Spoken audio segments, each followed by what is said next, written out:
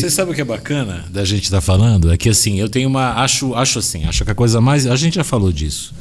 Acho que a coisa mais importante que aconteceu no Brasil nos últimos 50 anos. Aconteceu uma coisa horrorosa agora que a gente vai falar daqui a pouco, que foi a eleição desse traste.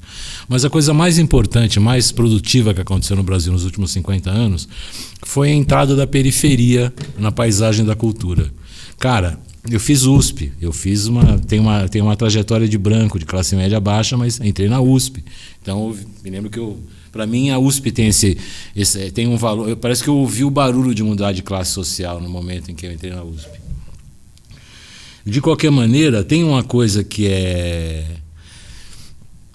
a gente não existia antes. Ou a literatura, o cinema brasileiro focavam o centro das cidades, ou focavam o rincão mais velho para criticar. Mesmo o cinema novo é típico disso. Olha para a cidade como uma solução e olha para o interior como um problema.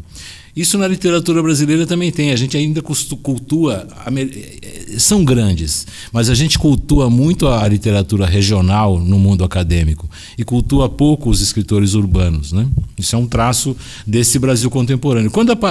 Isso que aconteceu nos últimos... Isso que aconteceu há 20 anos atrás, um pouco antes...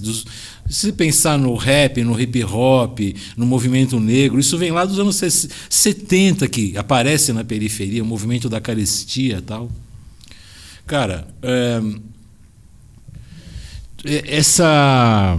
isso muda tudo, porque assim, é a maior parte da população brasileira que vive para servir o centro, sabe assim, que é operário, que é funcionário da vida e que não tinha uma presença literária, cara. O hip hop, o rap, na verdade, cumprem essa missão histórica de, no caso da juventude, contar a periferia para os periféricos, contar como é ser preso, contar como é ser preto, como é ser bicha.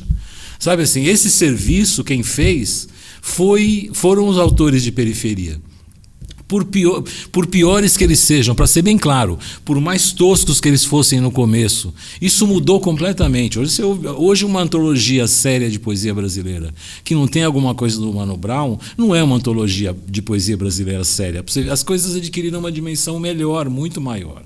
Porque a periferia também descobriu que tem que ter o seu próprio estúdio, o seu próprio editor, teve uma territorialidade. Cara, eu assisti isso. E como sou um cara da Zona Leste, e tinha um tio que trabalhava aqui na Reste, em Suzano, e uma tia que morava em Poá. Então eu vinha do centro para cá contando as estações, brincando com meu irmão de decorar com as Ferraz, Itaquera, Guaianazes, Ferraz, Poá, aquela coisa. Isso para te contar que a gente tem mais em comum do que parece. A gente é resultado desse negócio que aconteceu no Brasil, que no fim da ditadura a gente olha para outras coisas. E por isso que é importante eu ter feito Carandiru, porque quando acaba a ditadura, a cadeia fica sendo o lugar para onde o pobre é enviado. Sabe assim? Então, de certa maneira, a gente tá numa encruzilhada histórica que a gente aparece, cria a nossa própria cultura. Quando eu digo a gente, essa cultura periférica de um modo geral, a cultura que se coloca como oposição, tal, que inclui vários temas, mas não apenas o racial e o sexual, que é a luta de classe mesmo, que traz esse assunto para a vida.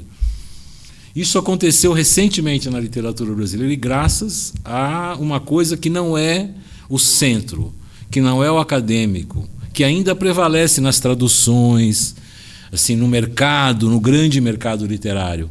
Mas isso está mudando de qualquer maneira. E acho que isso que aconteceu, que é nós entrarmos nisso daí, sabe assim, a gente começar a produzir um olhar diferente sobre rico e pobre, sobre bandido e cidadão otário, sobre polícia e ladrão.